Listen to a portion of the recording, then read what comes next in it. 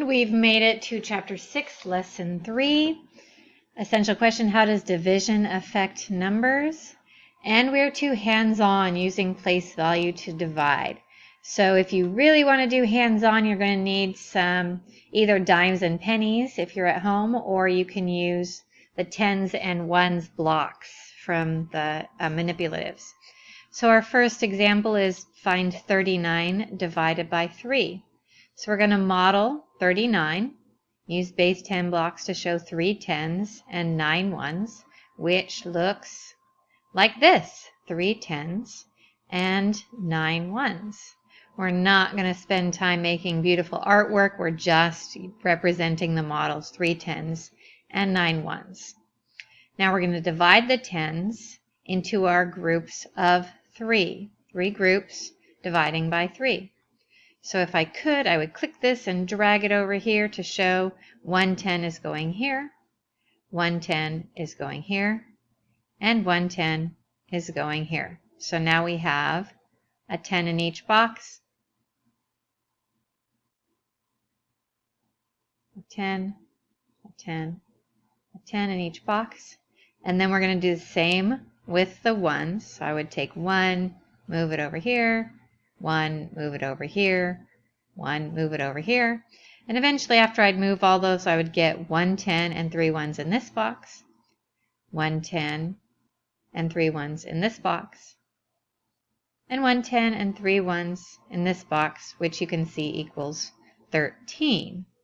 So there are 110 and 3 ones in each group. Woo, nice big 3, yay. 3 times 1 is 3. If I'm checking my math with my multiplication, 3 times 1 is 3. 3 times 3 is 9.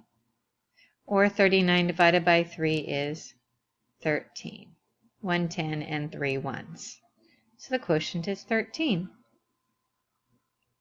And don't forget to check your math with that multiplication, because this division starts to get tricky. And example 2 on page 342 is where it starts to get tricky, just a little bit. Some numbers do not divide evenly. The amount left over is called the remainder. Use a capital letter R to denote the remainder. And we're not going to do that because we're too good for this. Find 68 divided by 5 using base 10 blocks. So I'm going to pause it and draw that picture, 68 in 5 groups. Hold on. So now I've got my 68 divided by 5 represented here in my drawing space, which is nice, they gave us so much. 10, 20, 30, 40, 50, 60, 61, 62, 63, 64, 65, 66, 67, 68.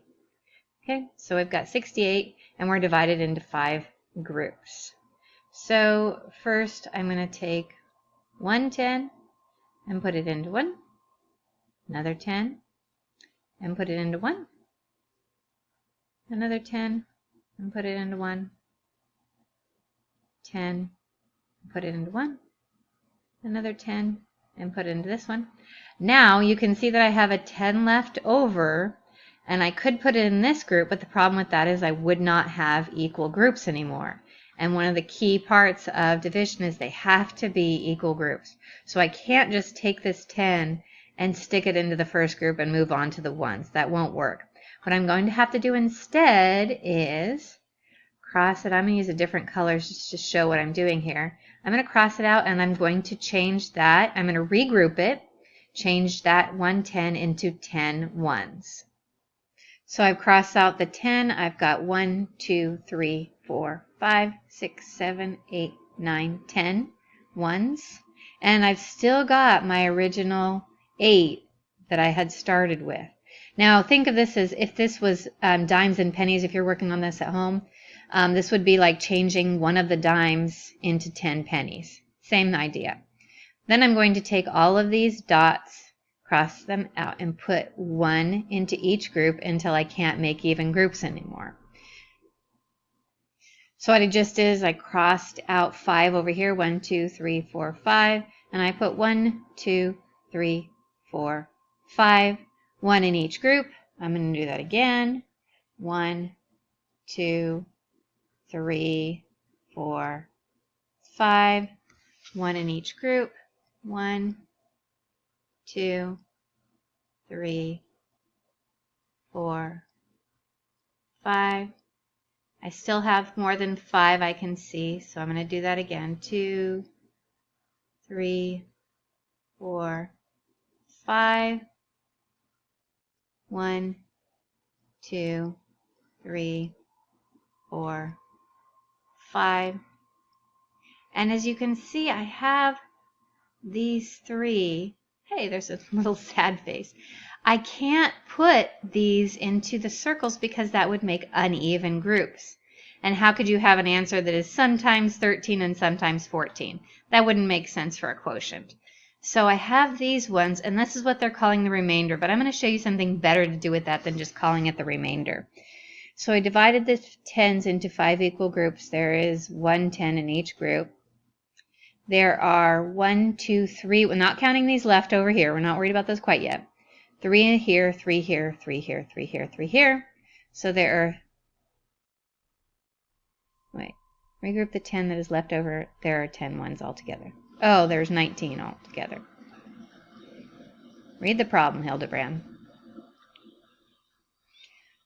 1s into 5 equal groups. Draw a picture to show the equal groups. Now they're saying you just write 13 and leave it remainder 3, but we're better than that. We're not going to write remainder 3. I'm going to teach you what that actually means. So because we're dividing, and dividing is basically fractions, what your original problem is actually saying is this: 68 over 5. And that's an improper fraction, which is why we were able to divide it. 68 over 5 equals 13, which you'll notice is the same as our quotient here. But instead of just leaving remainder 3, we're going to do something different. We're going to leave that fraction in place. And I want you to do this every time you get a remainder, because it's such good practice for you when you get to the harder math. Now what we've got is we've got our 13. We've got 3 left over. So that is the numerator of our fraction. We've got 3/5. Does the book require this? No. Are you going to get an F on a test? No.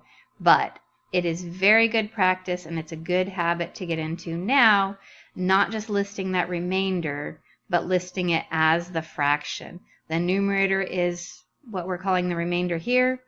The denominator of this fraction will always be in the division equation. So that's how I want you to practice writing it now. It's a good strategy to help you later on. And instead of writing it this way, I want you to say 68 divided by 5 is 13 3/5. That is much handier and is a good strategy to help you throughout your math. Yes, it's one step more, but you can do it. I believe in you. What does it mean to have a remainder when dividing? Basically, it means the divised cannot be made into equal groups.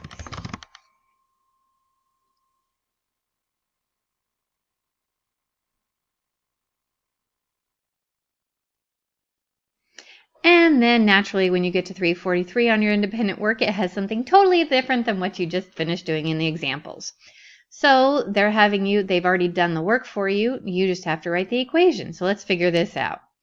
10, 20, 30, 31, 32, 33, 34, 35, 36, 37, 38, 39, 40, 41, 42, 43, 44, 45.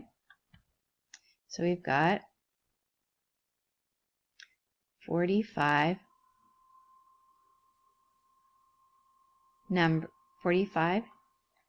blocks, and they're divided into 1, 2, 3 groups.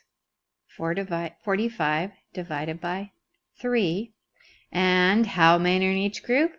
10, 11, 12, 13, 14, 15, 10, 11, 12, 13, 14, 15. 10, 11, 12, 13, 14, 15. All equal groups. 45 divided by 3 is 15. That is how that one's done. I did that one for you so you can figure out this one. Uh-oh. Good practice on that one. Are you going to write it as a remainder or are you going to write it as a fraction? Think about it. Do the right thing. I know you will because you're smart. And here you're doing what we did in the examples. That's good. But don't forget, your place value is very important, so make sure you list how many tens and how many ones. And we're not going to talk about the remainder is the fraction. So you can write the fraction. The denominator in this case is going to be 2. And in this case, the denominator is going to be 3. So practice that. Good strategy for you. And again, in this one, denominator is going to be right there. You can write it. You got it.